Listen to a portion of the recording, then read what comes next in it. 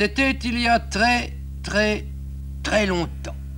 En ce temps-là, il y avait la terre. D'un côté de la terre, il y avait les gibis qui passaient tranquillement leur temps à peindre la campagne et à chanter. De l'autre côté de la terre, il y avait les shadoks qui passaient leur temps à guerroyer contre les arbres et les petits cailloux. Et tout le monde, apparemment, était content. Au début de notre feuilleton, nous vous l'avions promis, les shadoks et les gibis devaient arriver sur la terre. Eh bien, les y voilà. Et notre histoire pourrait s'arrêter là. Comme dans les belles histoires, on finirait en disant qu'ils furent heureux et qu'ils vécurent longtemps. Mais ça serait vraiment trop abusé de votre crédulité. Car pour ne rien vous cacher, c'est juste au moment où notre feuilleton allait s'arrêter que les vrais embêtements, pour les uns comme pour les autres, allaient commencer.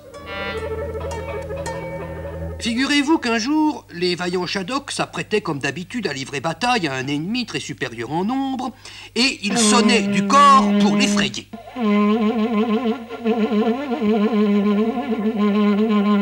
Et puis, tout à coup,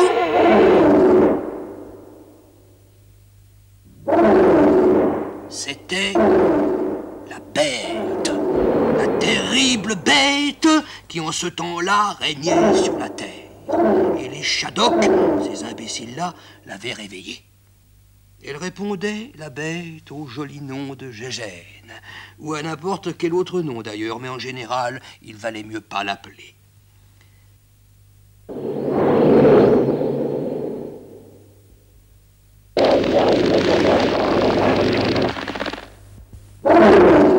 Quand on vous disait que les vrais embêtements allaient commencer, vous vous rendez bien compte que ce n'était pas uniquement une façon de parler.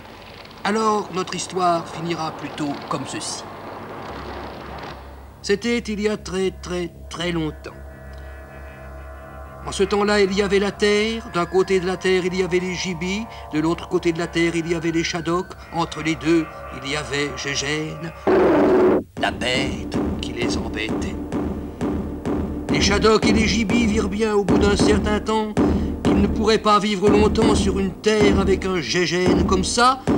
Alors ils décidèrent les uns et les autres d'aller sur la Lune, qui n'avait pas de Gégène du tout.